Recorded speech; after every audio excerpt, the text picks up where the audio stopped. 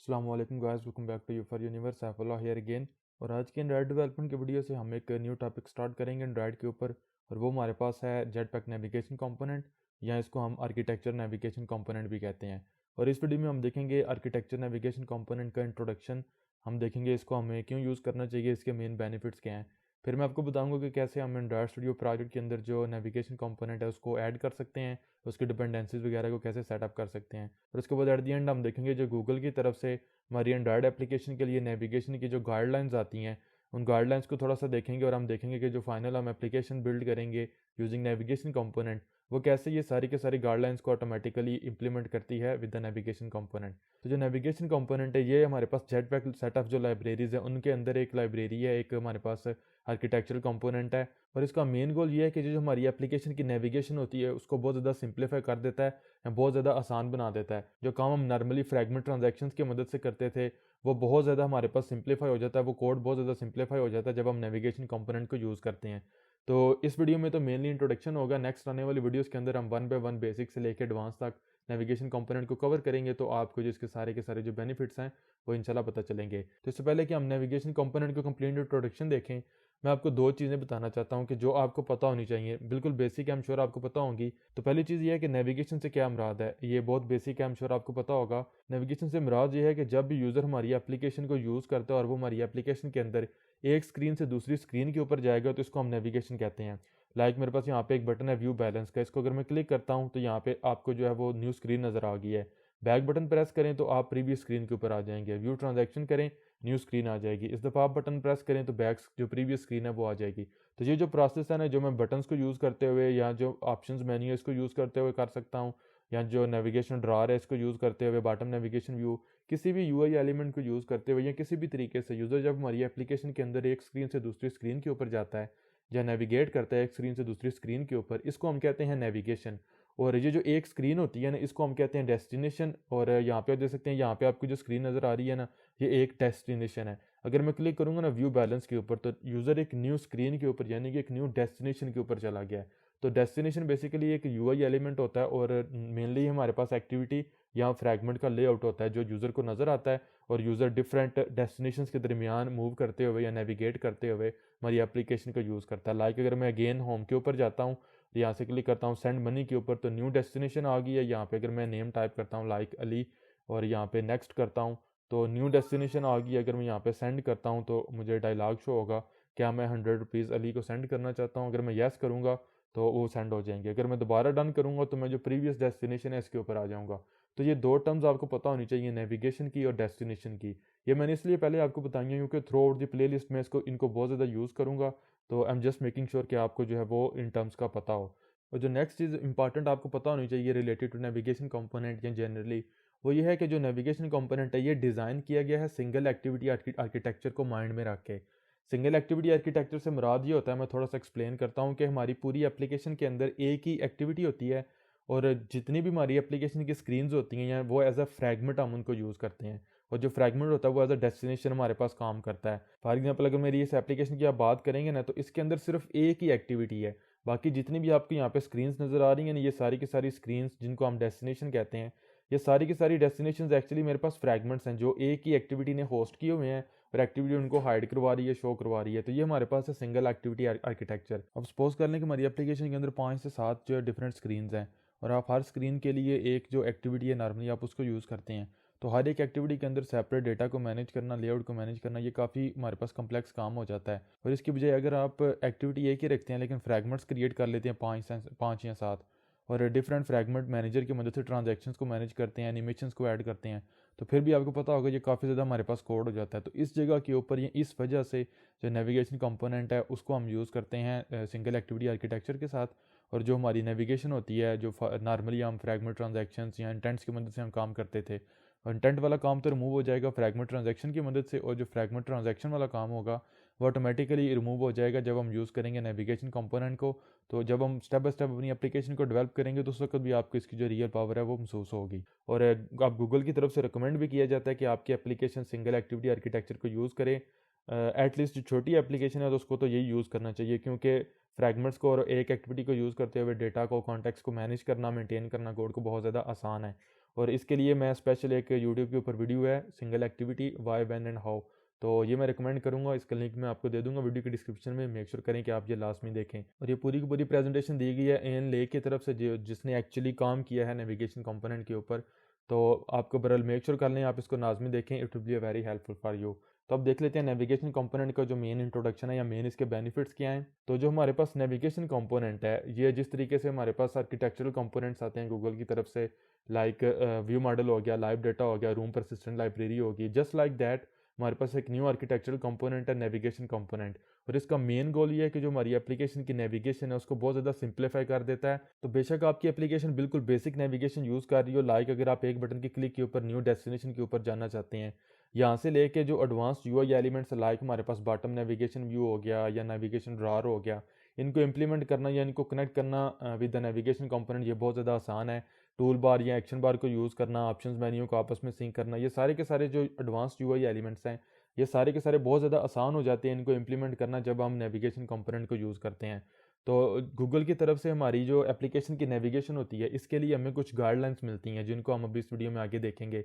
तो navigation component internally automatically उन जो ये जो बेस्ट गाइडलाइंस हैं एंड्रॉयड एप्लीकेशन के नेविगेशन के लिए उनको इम्प्लीमेंट करता है। और उसमें ये सारी की सारी चीज़ें आ जाती हैं कि बॉटम नेविगेशन व्यू को यूज़ करते हुए डेस्टिनेशंस क्रिएट करना। और अगर आप देखेंगे यहाँ पे मैं सेटिंग्स को क्लिक सेलेक्ट करता हूँ तो यहाँ पे ऑटोमेटिकली वो जो है वो नेविगेशन ड्रॉअर के अंदर भी सेटिंग सेलेक्ट हो जाएगा। नोटिफिकेशन सेलेक्ट करता हूँ तो वो यहाँ पे भी सिलेक्ट हो जाएगा। तो ये बॉटम नेविगेशन व्यू और नेविगेशन ड्रॉअर आपस में सिंक हैं। और आप देखेंगे नेक्स्ट वीडियोस के अंदर जब हम इनको कनेक्ट करेंगे नेविगेशन ड्रॉअर या बॉटम नेविगेशन व्यू को नेविगेशन कंपोनेंट के साथ, कि हमें एक बिल्कुल एक लाइन का कोड हम लिखेंगे, इसके ज़्यादा हमें कोई कोड नहीं करना पड़ेगा। आइटम की जो सिलेक्शन है और अप्रोप्रिएट आइटम को सेलेक्ट करना, डी सेलेक्ट करना और इनको आपस में सिंक करना, ये सब कुछ जो है नेविगेशन कंपोनेंट है वो करेगा। इसके अलावा टूल बार के ऊपर जो अप्रोप्रिएट हमारी डेस्टिनेशन है उसका जो टाइटल है वो ऑटोमेटिकली अपडेट होगा। यहाँ पे अगर मैं जाता हूँ होम स्क्रीन के ऊपर, यहाँ पे अगर व्यू बैलेंस करूँगा तो आप देखेंगे जो हैमबर्गर आइकन है उसकी एनिमेशन हुई है। अगर मैं अगेन यहाँ पे बैक प्रेस करूँगा तो अगेन वो अप एरो से एनिमेट होके जो हैमबर्गर आइकन है उसके ऊपर चला जाएगा। तो ये जो एडवांस यूआई एलिमेंट्स हैं इन सब को जो है वो ये सारी के सारी हमें मिलते हैं जो एंड्रॉयड की बेस्ट गाइडलाइंस हैं फॉर एप्लीकेशन नेविगेशन। तो ये इंटरनली जो नेविगेशन कंपोनेंट है ये इसने खुद ही इनको इम्प्लीमेंट किया हुआ है। नेक्स्ट ये है कि जो नेविगेशन कंपोनेंट है ये इंटरनली सेफॉक्स प्लगइन के साथ आता है। और जब हम सेफॉक्स प्लगइन को यूज़ करते हैं तो डिफरेंट डेस्टिनेशंस के दरमियान डेटा सेंड करना बहुत ज़्यादा आसान हो जाता है और टाइप सेफ वे के अंदर हम डेटा सेंड कर सकते हैं। फॉर एग्जांपल अगर मैं सेंड मनी के ऊपर क्लिक करता हूँ, यहाँ पे टाइप करता हूँ अली, नेक्स्ट करता हूँ, तो आपने देखा यहाँ पे आपको नज़र आ गया अली और यहाँ पे भी सेंड कैश और टूल बार के ऊपर शो हो गया अली। अगर मैं यहाँ से जो है वो 400 सेंड करता हूँ, 4000 सॉरी, सेंड करूँगा तो यहाँ पे आप न्यू जो क्लास है हमारी फ्रैगमेंट की जो एक्चुअली डायलॉग है उसके ऊपर ये डेटा चला गया। यस करेंगे तो टोस्ट के ऊपर आपको शो होगा कि आपने ये अमाउंट अली को सेंड कर दी है। तो ये जो डिफरेंट फ्रैगमेंट्स के दरमियान या डेस्टिनेशंस के दरमियान डेटा सेंड करना ये बहुत ज़्यादा आसान है। नॉर्मली तो ये हम इस तरीके से करते थे कि बंडल के अंदर डेटा जो है वो बंडल के थ्रू सेट करते थे, लेकिन वो टाइप सेफ नहीं होता था। टाइप सेफ से मुराद ये है, इसको मैं जब हम डेटा सेंड करेंगे एक्चुअली सेफॉक्स को यूज़ करते हुए वहाँ पे तो डिटेल में एक्सप्लेन करूँगा, कोड के थ्रू भी एक्सप्लेन करूँगा। यहाँ पे सिर्फ आपको इंट्रोडक्शन देता हूँ कि टाइप सेफ्टी से ये मुराद है कि बंडल के अंदर जब हम डेटा सेंड करते थे तो हम जिस की के लिए डेटा सेट करते थे पहले नंबर पे तो ये था कि हमें एग्जैक्ट वही की रिसीविंग डेस्टिनेशन के ऊपर यूज़ करनी पड़ती थी। अगर हम एक जगह के ऊपर जब डेटा सेट कर रहे हैं तो वहाँ पे की और यूज़ करेंगे और रिसीव करने की जगह के ऊपर की और यूज़ करेंगे तो हमें डेटा रिसीव नहीं होगा। दूसरे नंबर पे ये है कि जब आप डेटा सेट कर रहे हैं, ऐड कर रहे हैं बंडल के ऊपर, तो अगर आप डेटा जो है वो स्ट्रिंग के तौर के ऊपर सेट कर रहे हैं यूजिंग सेट स्ट्रिंग मेथड, तो अगर आप उसको एज अ गेट इंट करेंगे ना तो आपको कंपाइल टाइम के ऊपर कहीं पे भी एरर नहीं मिलेगा। तो ये हमारे पास टाइप सेफ्टी नहीं है। अगर आप रन टाइम के ऊपर उसको रिसीव करेंगे तो वहाँ पे आपको एरर मिलेगा, अदरवाइज कंपाइलर आपको नहीं बताएगा कि यहाँ पे इस कोड के अंदर एरर है। तो ये जो हमारे पास प्रॉब्लम है ये जब हम सेफॉक्स प्लगइन को यूज़ करते हैं तो ये ऑटोमेटिकली खत्म हो जाती है। इसके अलावा जब हम नेविगेशन कंपोनेंट को यूज़ करते हैं तो जो डिफरेंट फ्रैगमेंट्स के दरमियान या डेस्टिनेशन के दरमियान एनिमेशन है उसको इंप्लीमेंट करना बहुत ज़्यादा आसान है। आप देख सकते हैं अगर मैं बैक प्रेस करूँगा तो एनिमेशन हो रही है, अगर मैं नेक्स्ट प्रेस करूँगा तो गेन एनिमेशन हो रही है। तो इसको इंप्लीमेंट करना यूजिंग नेविगेशन कंपोनेंट बहुत ज़्यादा आसान हो जाता है हमारे पास। इसके अलावा ये है कि जो हमारे पास बैक स्टैक है वो ऑटो मैनेज होता है, जो कि बहुत इंपॉर्टेंट फीचर है हमारे पास, यूजफुल फीचर है। फॉर एग्जांपल अगर मैं क्लिक करता हूँ सेंड मनी के ऊपर और इस सेंड मनी के बटन के ऊपर और यहाँ पे अली टाइप करता हूँ, नेक्स्ट करता हूँ, तो अगर मैं यहाँ से बैक प्रेस करूँगा तो मैं प्रीवियस स्क्रीन के ऊपर जाऊँगा, अगेन बैक प्रेस करूँगा तो प्रीवियस स्क्रीन के ऊपर जाऊँगा। तो ये जो बैक स्टैक है ना ये ऑटोमेटिकली नेविगेशन कंपोनेंट हमारे लिए मैनेज कर रहा है। और लास्ट जो डीप लिंक्स होते हैं उनको इम्प्लीमेंट करना बहुत ज़्यादा आसान हो जाता है अपनी एप्लीकेशन के अंदर। तो यहाँ पे मैं डीप लिंक्स को ज़्यादा एक्सप्लेन नहीं करूँगा, आई एम श्योर आपको पता होगा डीप लिंक्स का। डीप लिंक सिंपली हमें ये अलाउ करते हैं कि वो एक यूआरआई होती है, एक यूआरएल टाइप होता है डीप लिंक, और जब भी हम उसको क्लिक करते हैं तो यूज़र डायरेक्टली किसी एक स्पेसिफिक डेस्टिनेशन के ऊपर हमारी एप्लीकेशन के अंदर चला जाता है। इसकी मैं आपको एग्जांपल देता हूँ। अगर मैं यहाँ पे अपनी एप्लीकेशन को जो है वो यहाँ पे एक्सप्लेन करता हूँ, सेंड मनी, और यहाँ पे अगर आप टाइप करते हैं उस्मान, उस्मान इस तरीके से अगर आप नेक्स्ट करेंगे ना, तो यहाँ पे टूल बार के ऊपर भी उस्मान आपको नज़र आ रहा है और यहाँ पे भी उस्मान नज़र आ रहा है। लेकिन अगर मैं एप्लीकेशन को यहाँ पे एग्जिट कर देता हूँ, तो यहाँ पे अगर मैं अपनी मैसेजिंग ऐप के ऊपर जाता हूँ, तो यहाँ पे आपको एक यूआरएल नज़र आ रहा है। अब बेशक ऊपर वाला देख यूज़ कर लें या नीचे वाला, दोनों में कोई डिफरेंस नहीं, सिर्फ यहाँ पे टाइप स्कीम जो है वो खुद दी गई है। तो अगर मैं इसके ऊपर क्लिक करूँगा ना, तो एंड्रॉयड जो है फ्रेमवर्क वो मुझे बताएगा क्या आप इसको, आप देख सकते हैं कि ये एक यूआरएल है, लेकिन एंड्रॉयड ने इसको रिकॉग्नाइज़ किया है कि क्या आप इसको क्रोम के अंदर ओपन करना चाहते हैं या इस एप्लीकेशन के अंदर जो मैंने अभी डेमो आपको दिखाया। तो अगर मैं इसको सेलेक्ट करूँगा ना, तो मैं डायरेक्टली अपनी जो सेंड कैश वाली जो डेस्टिनेशन है उसके ऊपर आ गया हूँ। जो मैंने डेटा जो वहाँ पे यूआरएल के थ्रू सेंड किया वो भी यहाँ पे शो हो गया और यहाँ पे भी शो हो गया है। सेंड करें तो यहाँ पे भी वो शो होगा और यस करें तो डेटा सेंड हो जाएगा। डन करें तो आप मेन स्क्रीन के ऊपर आ जाएंगे। तो ये हमारे पास है डीप लिंक, और इसको हम कहते हैं इम्प्लिसिट डीप लिंक। और एक दूसरी टाइप होती है जिसको हम कहते हैं एक्सप्लिसिट डीप लिंक। वो इस तरीके से होता है, अगर अब मैं ये करता हूँ यहाँ पे सेंड मनी और यहाँ पे टाइप कर देता हूँ कामरान और यहाँ पे करता हूँ नेक्स्ट, तो आपने देखा मेरे जो स्क्रीन है इसके ऊपर toast show sorry notification show हो गया है, complete transaction send money to Kamran. Again अगर मैं यहाँ पे मैंने अमाउंट वगैरह टाइप नहीं की, सिर्फ नेम टाइप किया था, ये तो डिफ़ॉल्ट अमाउंट आ रही है। अगर मैं यहाँ पे एप्लीकेशन को एग्जिट कर देता हूँ, तो अगर मैं इस नोटिफिकेशन के ऊपर क्लिक करूँगा ना, तो मैं दोबारा जो सेंड कैश वाली मेरी स्क्रीन है उसके ऊपर आ जाऊंगा और यहाँ पे जो कामरान है वो शो होगा। तो इस तरीके से भी हम जो इसको हम कहते हैं एक्सप्लिसिट डीप लिंक, तो इनको भी इंप्लीमेंट करना यूजिंग नेविगेशन कंपोनेंट बहुत ज़्यादा आसान हो जाता है। तो ये हमारे पास कुछ मेन बेनिफिट्स हैं नेविगेशन कंपोनेंट के। और अगेन जो डीप लिंक्स हैं और इम्प्लिसिट और एक्सप्लिसिट डीप लिंक्स हैं, इन दोनों को हम इंप्लीमेंट करेंगे यूजिंग नेविगेशन कंपोनेंट। और जब हम इनको इंप्लीमेंट करेंगे तो वहाँ पर मैं डिटेल में एक्सप्लेन करूँगा कि डीप लिंक्स एक्चुअली होते क्या हैं। और ये जो हमारे पास हमारी मेन एप्लीकेशन है, ये भी हम स्टेप बाय स्टेप जो है वो डेवलप करेंगे। तो ये हमारे पास कुछ मेन जो बेनिफिट्स हैं नेविगेशन कंपोनेंट के। और जब हम नेविगेशन ग्राफ को यूज़ करते हैं तो हम अपनी पूरी एप्लीकेशन की जो नेविगेशन है उसको विजुअली एक ग्राफ की मदद से रिप्रेजेंट कर सकते हैं। तो इसको तो हम डिटेल में नेक्स्ट वीडियो में देखेंगे कि कैसे नेविगेशन ग्राफ क्रिएट करना है, इसके अंदर डेस्टिनेशंस क्रिएट करके ऐड करनी है। लेकिन यहाँ पे जो आपको ये चीज़ नज़र आ रही है इसको हम कहते हैं नेविगेशन ग्राफ, और ये पूरी की पूरी हमारी जो एप्लीकेशन की नेविगेशन है उसको रिप्रेजेंट करता है, उसको शो करवाता है। और पूरी की पूरी हमारी एप्लीकेशन की जो नेविगेशन की इन्फॉर्मेशन होती है वो इस एक कंपोनेंट या इस एक ग्राफ के अंदर ऐड होती है। अब यहाँ पे देख सकते हैं जिस तरीके से हमने डेमो ऐप के अंदर देखा है, हमारे पास होम फ्रैगमेंट है। यहाँ से यूज़र के पास 3 नेविगेशन के पाथ आप कह सकते हैं वो हैं। एक हमारे पास व्यू ट्रांजैक्शन है और दूसरे नंबर पे है व्यू बैलेंस। ये दोनों सिर्फ यहाँ पे जाके एंड हो जाएंगे, यूज़र यहाँ से सिर्फ वापस आ सकता है, आगे कहीं पे भी नहीं जा सकता। लेकिन जो थर्ड है वो है रिसीवर फ्रैगमेंट। तो यहाँ पे जब यूज़र जाएगा तो वो नेक्स्ट चला जाएगा स्पेसिफाई अमाउंट फ्रैगमेंट के ऊपर। तो यहाँ पे हमारे पास एक कन्फर्म डायलॉग का फ्रैगमेंट है, यूज़र जैसे उसके ऊपर यस क्लिक करेगा तो उसको टोस्ट शो होगा।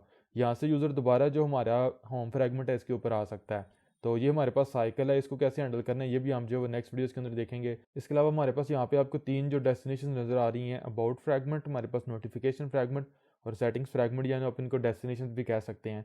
इन तीनों के साथ आप देख सकते हैं कोई भी एक्शन हमें इन तीनों डेस्टिनेशन के ऊपर नहीं लेके आ रहा, और ना ही कोई भी एक्शन हमें जो होम फ्रैगमेंट है इसके ऊपर लेके आ रहा है। इसकी रीज़न ये है कि ये हमारे पास सारी की सारी जो डेस्टिनेशन हैं ये हमारे पास ग्लोबल डेस्टिनेशन हैं। तो इनको देखेंगे जब हम इंप्लीमेंट करेंगे कि कैसे ग्लोबल ये जो टॉप लेवल डेस्टिनेशन होती हैं उनके ऊपर कैसे हम जो है वो नेविगेट कर सकते हैं।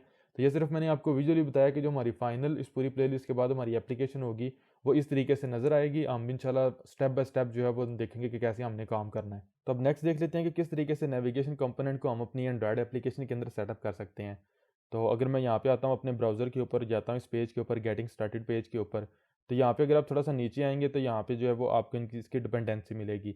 यहाँ पे आपको एक नोट नज़र आ रहा है कि जो नेविगेशन कंपोनेंट है इसके लिए रिक्वायरमेंट ये है कि आप एंड्रॉयड स्टूडियो 3.3 या इससे ऊपर कोई वेरिएंट यूज़ कर रहे हो और ये जावा 8 के लैंग्वेज फीचर्स के ऊपर डिपेंडेंट है।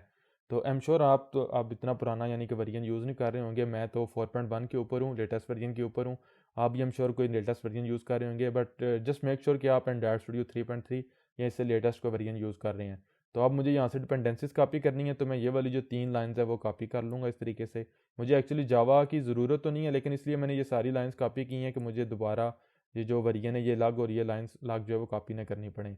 अब चूँकि आपके पास जो मॉड्यूल सपोर्ट है, टेस्टिंग नेविगेशन की सपोर्ट है, जेटपैक कंपोज है, तो इतने एडवांस लेवल के ऊपर हमने इसको नहीं देखना क्योंकि बिगिनर्स के लिए ये प्ले लिस्ट है।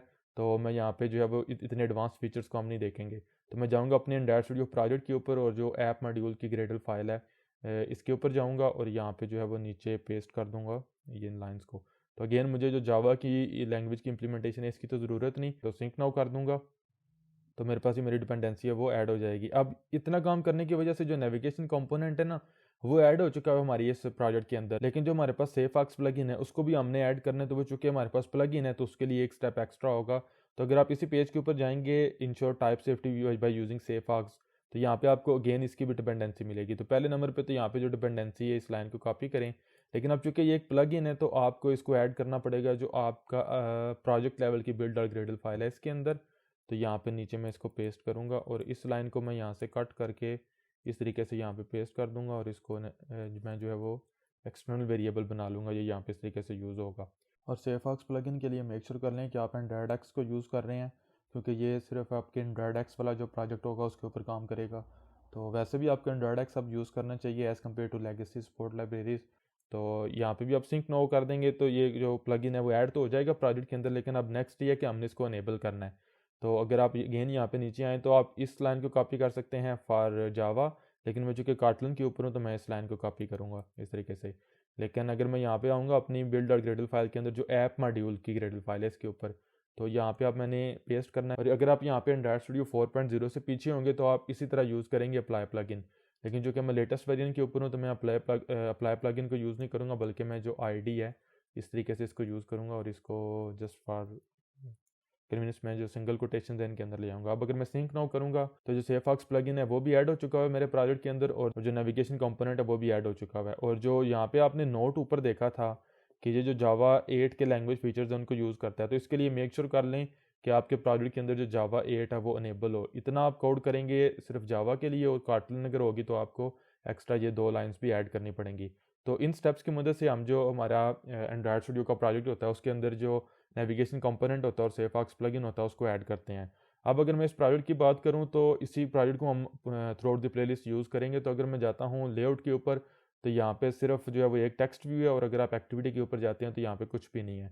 अगर आप जाएंगे प्रोजेक्ट विंडो के ऊपर और यहाँ पे आपको रिसोर्सेज के अंदर जाएंगे तो आप देख सकते हैं मैंने एक एनिम नाम का फोल्डर ऐड किया हुआ है।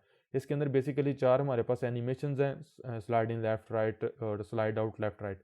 तो इनको हम अपनी through out the playlist use करेंगे अपने डेस्टिनेशंस के साथ। तो मेरा ये जो पूरा प्रोजेक्ट है ये गिटहब के ऊपर अपलोड होगा, तो आप वहाँ से इन फाइल्स को कॉपी कर सकते हैं और गिटहब लिंक वीडियो की डिस्क्रिप्शन में होगा। तो ये जो एनिमेशन की फाइल्स हैं ये एक्चुअली मैंने गूगल की जो नेविगेशन की कोड लैब है वहाँ से कॉपी की हैं, और इनकी ड्यूरेशन जो है वो थोड़ी सी कम कर दी है। तो इसके अलावा मेरे पास ड्राइबल्स के अंदर जो है वो मैंने 4 ड्राइबल्स ऑलरेडी क्रिएट की हुई हैं, IC home, IC info, IC notification और आईसी सेटिंग्स, क्योंकि इनकी मुझे इनकी नेक्स्ट जो है ज़रूरत पड़ेगी। It is very simple to create drawable vectors, I am sure आपको पता होगा। यहाँ पे आप जो है वो राइट क्लिक करें न्यू, और यहाँ पे आप जाएंगे वेक्टर एसेट के ऊपर और यहाँ से आप कुछ भी जो है वो होम या कोई भी जो आइकन है पर्सन या कुछ भी जो भी आपकी ज़रूरत है वो आप यहाँ पे सेलेक्ट कर सकते हैं। इसके अलावा ये हम जो हमारी प्लेलिस्ट होगी ये तो बेसिक बिगिनर की प्लेलिस्ट होगी, लेकिन इस प्लेलिस्ट के एंड के ऊपर मैं जो है वो 2 एडवांस टॉपिक्स को कवर करूँगा। एक हमारे पास होगा कंडीशनल नेविगेशन। कंडीशनल नेविगेशन क्या होती है कि जो हमारे पास कोई एक डेस्टिनेशन है वो डिपेंडिंग अपॉन द कंडीशन हम जो है उसको लोड करते हैं, मे बी वो लोड हो मे बी ना लोड हो। इसकी बहुत ज़्यादा कॉमन एग्जांपल है कि आपके पास लॉगिन स्क्रीन है, वो आप सिर्फ उसी केस के अंदर शो करवाना चाहेंगे जब तक अगर यूज़र लॉगिन नहीं है। अगर यूज़र ऑलरेडी लॉगिन है या वो एक दफ़ा लॉगिन हो जाता है तो आप कभी भी लॉगिन स्क्रीन उसको दोबारा शो नहीं करवाना चाहते। तो ये कंडीशनल नेविगेशन सिनेरियो हम इसको भी जो है वो कवर करेंगे। दूसरे नंबर पे हमारे पास जो एडवांस टॉपिक होगा जो वो होगा मल्टीपल बैक स्टैक को यूज़ करना विद द नेविगेशन कंपोनेंट। इसकी एग्जांपल ये है कि अगर मैं यहाँ पे जाता हूँ नोटिफिकेशंस के ऊपर और यहाँ पे नीचे स्क्रॉल करता हूँ और सेटिंग्स के ऊपर जाता हूँ और दोबारा नोटिफिकेशन के ऊपर जाता हूँ तो आपने देखा मेरे जो स्क्रॉल पोजीशन थी वो रिमूव हो चुकी हुई है। अगर आप सेटिंग्स के ऊपर जाते हैं और यहाँ पे 100 की बजाय 300 टाइप कर देते हैं एडिट टेक्स्ट के अंदर, यहाँ पे किसी और जो है वो आइटम के ऊपर जाएँ और दोबारा यहाँ पे आएँ तो जो आपकी वैल्यू है वो रिमूव हो चुकी हुई है। तो इसकी रीज़न ये है कि जैसे ही हम किसी एक आइटम से दूसरे आइटम के ऊपर जाते हैं तो जो प्रीवियस डेटा होता है वो डिस्ट्रॉय हो जाता है और न्यू डेटा क्रिएट हो जाता है दोबारा। तो इसके लिए हम जो है वो मल्टीपल बैकस्टैक्स को यूज़ करते हैं, तो ये भी हम जो है वो इम्प्लीमेंट करेंगे। और इसके लिए अगर आप इस पेज के ऊपर आएंगे ना जो कि ऑफिशियल गूगल की हमारे पास नेविगेशन की सैम्पल्स हैं, तो यहाँ पे हमारे पास है नेविगेशन एडवांस सैम्पल। तो इन सैम्पल्स के अंदर हमारे पास एक जो है वो नेविगेशन एक्सटेंशंस की एक Kotlin की फ़ाइल है जिसके अंदर एक वर्क अराउंड दिया गया गूगल की तरफ से। ये कोई ऑफिशियल जो है वो हमारे पास फीचर वगैरह तो नहीं है, लेकिन गूगल की तरफ से वर्क अराउंड दिया गया है। तो अगर आपकी कोई रिक्वायरमेंट ऐसी है कि आपने मल्टीपल बैकस्टैक्स को ऐड करना है, तो वो भी हम इम्प्लीमेंट करेंगे यूजिंग दिस वर्क अराउंड। और ऑलरेडी गूगल इसके ऊपर काम कर रही है कि बिल्ड इन सपोर्ट मिले नेविगेशन कंपोनेंट की तरफ से जो है वो मल्टीपल बैकस्टैक्स के लिए। तो वो जैसे ही हमारे पास रिलीज़ होगा तो वो तो बाद में इसको हम देखेंगे, लेकिन राइट नाउ जो वर्क अराउंड है इसको भी हम इम्प्लीमेंट करेंगे। तो अब नेक्स्ट और लास्ट टॉपिक हमारा ये है कि मैं आपको बता देता हूँ कि जो बेसिक जो प्रिंसिपल्स ऑफ नेविगेशन है जो गूगल की तरफ से हमें मिलते हैं वो उनको देख लेते हैं और उसके बाद वीडियो को स्टॉप करते हैं। तो प्रिंसिपल्स ऑफ नेविगेशन हमारे पास सिंपल ये है कि कुछ गाइडलाइन है, सेट ऑफ गाइडलाइंस हैं कि आपकी एप्लीकेशन की नेविगेशन किस तरीके की होनी चाहिए। ये नहीं है कि ये कोई रूल है कि ऐसा ही होगा, आपको हर सूरत करनी है, अदरवाइज आपकी एप्लीकेशन ही नहीं रन होगी। लेकिन जस्ट जो है वो ये प्रिंसिपल्स हैं या गाइडलाइंस हैं जो कि बेस्ट प्रैक्टिसेस हैं, आपको फॉलो करनी चाहिए। और यहाँ पे एक इंपॉर्टेंट नोट लिखा गया है कि इवन दो अगर आपकी एप्लीकेशन नेविगेशन कंपोनेंट को यूज़ नहीं ना करती, स्टिल आपका जो एप्लीकेशन या प्रोजेक्ट है उसको ये वाली जो गाइडलाइंस है वो फॉलो करनी चाहिए। तो पहली जो गाइडलाइन है वो है फिक्स स्टार्ट डेस्टिनेशन। इससे मुराद ये है कि जब भी आपकी एप्लीकेशन लॉन्च होगी यूजिंग लॉन्चर आइकन, तो वो हमेशा यूज़र को एक ही स्क्रीन शो करवाएगी। लाइक यहाँ पे आपको जो गूगल की सनफ्लावर ऐप है, जो डेमो ऐप है, वो नज़र आ रही है।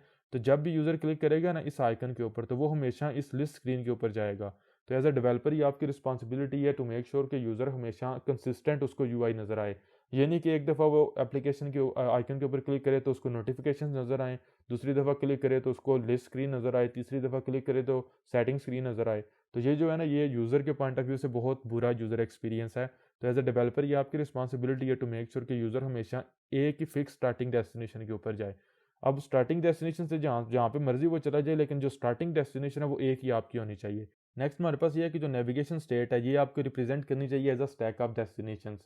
तो इससे मुराद ये है कि फॉर एग्जांपल हमारे पास अगर कोई एक स्क्रीन हमें नज़र आ रही है अपनी एप्लीकेशन के अंदर, फॉर एग्जांपल हमारे पास ये होम स्क्रीन है। अगर मैं क्लिक करूँगा सेंड मनी के ऊपर, तो जो प्रीवियस स्क्रीन है वो बैक स्टैक के ऊपर जाएगी। यहाँ पे आप टाइप करते हैं कामरान या कुछ भी, कोई भी नेम टाइप कर लें, नेक्स्ट करें, तो अगेन जो प्रीवियस स्क्रीन थी वो चलेगी बैक स्टैक के ऊपर। अब यूज़र बेशक बैक बटन के ऊपर प्रेस करे या आप बटन के ऊपर प्रेस करें, वो यही एक्सपेक्ट करेगा कि वो जो प्रीवियस स्क्रीन थी वो उसके ऊपर जाएगा जहाँ पे उसने जो रिसीवर है उसका नाम टाइप किया है, ना कि वो ये एक्सपेक्ट कर रहा है कि वो डायरेक्टली मेन स्क्रीन के ऊपर चला जाए। तो अगर आप बैक बटन प्रेस करेंगे तो प्रीवियस स्क्रीन आएगी, दोबारा बैक प्रेस करेंगे तो अगेन प्रीवियस स्क्रीन आएगी। और चूंकि ये हमारे पास टॉप मोस्ट स्क्रीन है, इससे पीछे कोई भी स्क्रीन नहीं थी, बैक प्रेस करेंगे तो एप्लीकेशन एग्जिट हो जाएगी। तो ये आप एज अ डेवलपर आपकी रिस्पॉन्सिबिलिटी है कि जो नेविगेशन स्टेट है उसको as a stack of destinations आप रिप्रेजेंट करें। नेक्स्ट भी इसी के रिलेटेड है कि जो अप बटन है और बैक बटन है ये आइडेंटिकल होने चाहिए आपकी एप्लीकेशन के अंदर। इससे मुराद ये है कि अगर मैं अगेन यहाँ पे जाता हूँ और क्लिक कर लें सेंड मनी के ऊपर अली, यहाँ पे नेक्स्ट करें, तो अब यहाँ पे यूज़र ये एक्सपेक्ट करेगा कि वो बेशक बैक बटन को प्रेस करे या अप बटन जो हमारे पास हमारे टूल बार या एक्शन बार के ऊपर शो होता है, यूज़र ये एक्सपेक्ट करेगा कि दोनों केसेस के अंदर वो प्रीवियस स्क्रीन के ऊपर जाएगा। तो अगर वो बैक प्रेस करेगा तो वो प्रीवियस स्क्रीन के ऊपर जा रहा है, अगेन यहाँ से आप बैक प्रेस करें तो आप प्रीवियस स्क्रीन के ऊपर जाएंगे। तो ये आपकी responsibility as a developer to make sure कि ये जो अप बटन है और ये जो बैक बटन है डिवाइस के, ये दोनों हमेशा यूज़र को एक जैसी एक्सपीरियंस दें।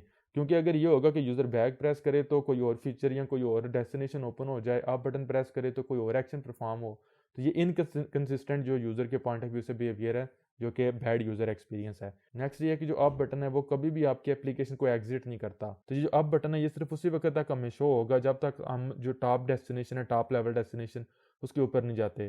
तो यहाँ पे अब जो मैंने टर्म बोली है ना टॉप लेवल डेस्टिनेशन, ये भी आपको बता देता हूँ।